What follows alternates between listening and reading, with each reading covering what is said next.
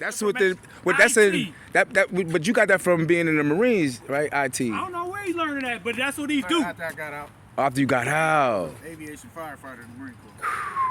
Man, I know that take a lot of time to learn, and you know what I mean. You got to be very, particular with certain things. But he 50 out of 52 on the Tiger too. Now he ain't brag about that. He 50 out of 50 on the Tiger too. All right, I'll brag about that. Try to run if you want to. Got him. He can shoot on court and off the court. Off the court. However you want it. However you want it, man. He gonna give it to you. However you want it, he gonna give it to you.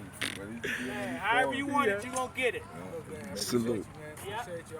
We're looking out for you too, friend. That's what's up. That's what it's about. That's what it's about. That's what's up. A lot of your character over there. Right there playing with the kids. Appreciate you. That's what we thought you was playing with your kids. I ain't know him from a hole in the wall, fam. Guess what? Taught that kids how to do a layup in 5 seconds. He said, I want to learn how to do a layup. I said, you know what? Give me like 2 minutes and just listen to me. I watched you get the ball out the truck. Yeah, I got the truck. Nah, I didn't know from a hole in the ground, yo. That's what we got to do. Continue to spread gems, man. So it's a blessing. You see it first.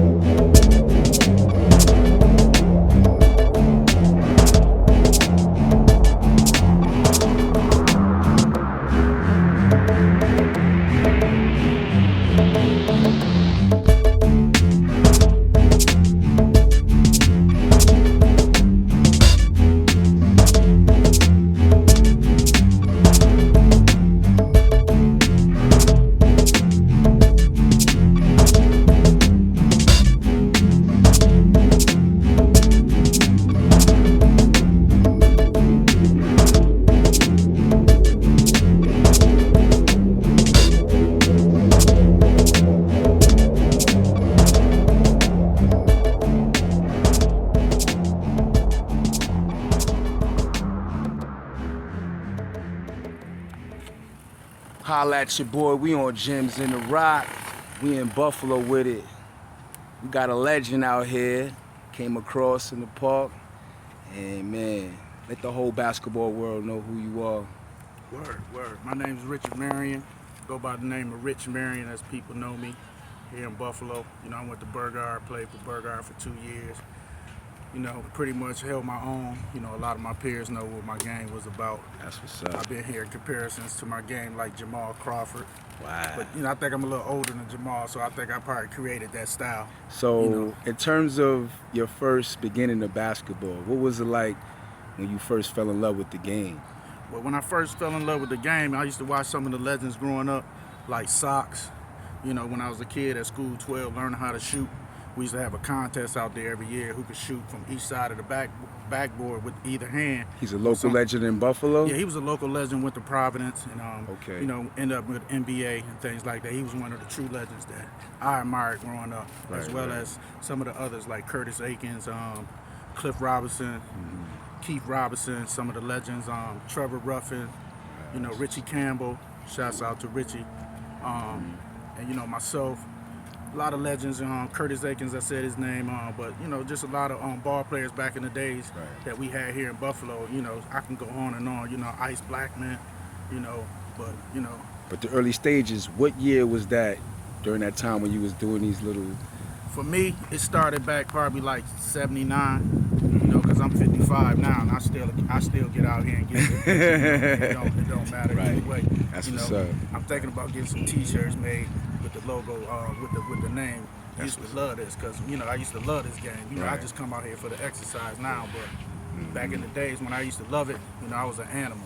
Cardio was good for us black men, period. Getting out here, I don't care if it's just, shooting a couple of shots, getting a workout. Sure.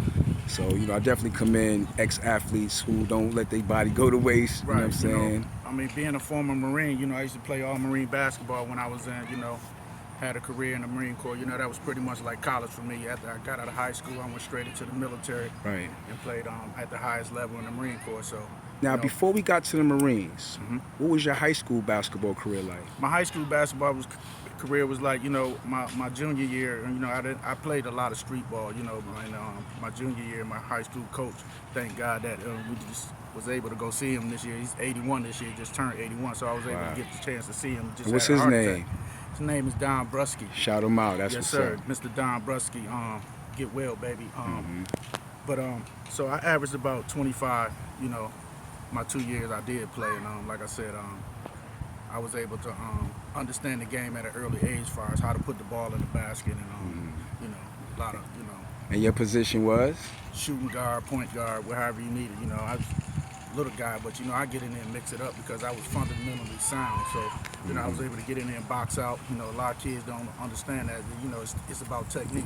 Right. As long as you box out. So I think back then, you know, we had a lot of people teaching us technique. While nowadays it's all about gimmicks. And, The fundamentals they taught us. Yes, They sir. were strict with it too. yes, sir. I mean, to this day, you gotta. I mean, it's. I don't knock nobody on how they train, but you know, Right. you only can do one thing with a basketball.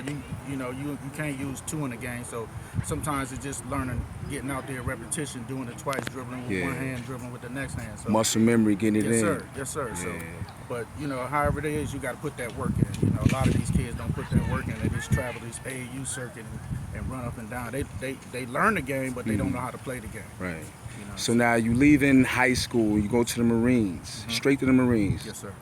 What was it like your first, year in the Marines experiencing the game? I mean, it was wonderful because I got to travel and see the world, you know, and like I said, play against the highest competition where, you know, I learned that if you was even good enough, you got the first crack at trying out for the Olympic teams. You know, I didn't make it that high, but I did make it, like I said, to play against the other branches in the service. Yeah. You know, in the all Marine, all inner service, but. It was great, you know. Like I said, you meet a lot of people from around different areas, and you know, I got a lot of friends to this day that I still, you know, associate with. Yeah. So a lot of people don't even know because like David Robinson back then played. Yes, sir. You know what I'm saying? Yes, sir. And I'm just wondering, Marines against Army. I'm quite sure y'all schedule was looking like, y'all put that on the calendar to go at. What was it like just going against, schools like that, or programs like that? It was great because, you know, like you said, you learned the camaraderie of, being on the team, and you learned leadership from the coaches that you was around, and some of the players that, because again, you still had a life outside of the game, so you still had to carry yourself and conduct yourself. So you got a chance to, just networking really, Yeah. what it was all about. So, Right. like I said, some of these guys I still keep in contact with to this day.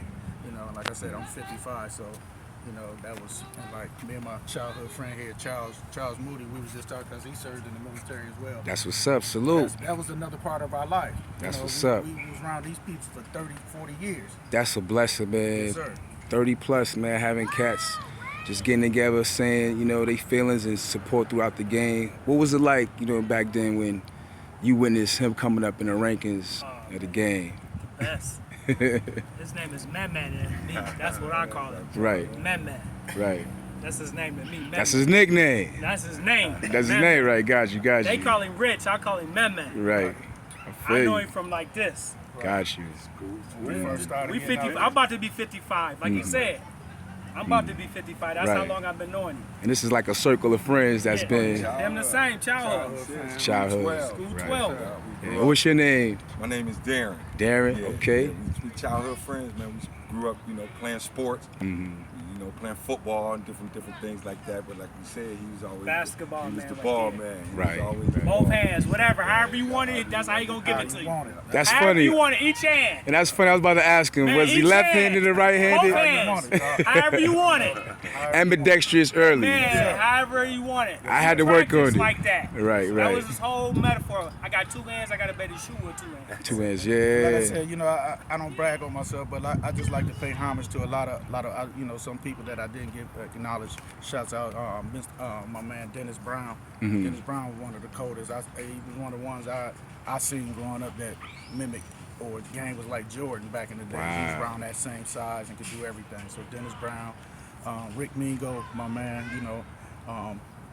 Anderson White, like I said, there's so many people. Yeah, you mentioned off camera Earl the Pearl. Oh yeah, Dwayne Pearl Washington. What was your experience, your interactions with the great late Earl the Pearl Washington? Man, Pearl Brooklyn Washington, Zone. Brooklyn Zone, man. Shout us out to Brooklyn. But Pearl Washington used to come down here in Empire State games and play against Curtis Akins.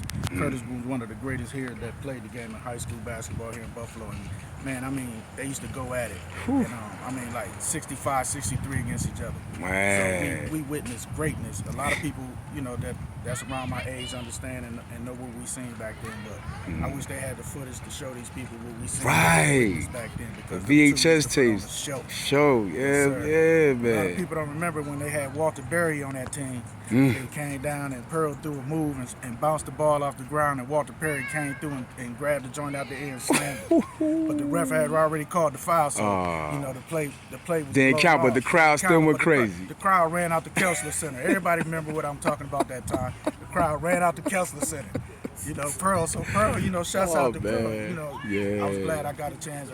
From Rochester, I heard you said you was from Rochester. I'm from Brooklyn, New York, but VI Rochester Rochester. My man Quentin Smith down there in Rochester. Okay. Shouts out to him. Quentin Smith, yeah, salute. Used to hoop with Quentin a lot back in the days. Yeah. Like I said, Buffalo didn't really get the recognition back then as far as the ball players that we had here. But a lot of us are still out here in the world, making things happen. So, most points you scored in the game? Most points I scored in the game in high school was 40. That was 40. at the Kessler Center. And the thing about that is I made 20 of 22 free throws. They kept fouling you. They Yes, just. that's why I tell kids, you can't play. If you can't make free throws, you can't play. Right. I can't trust to put you in the game. But my game was predicated on getting other people involved.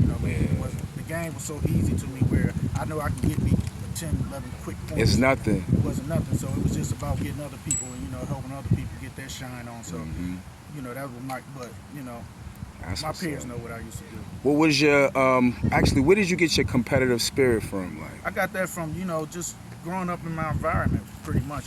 Competing against my fam here, and as kids we always used to compete against each other, and then stepping out there in the world and joining the military, and just giving me the leadership. I think that was the key for me when I really got the leadership and the understanding of what leadership was.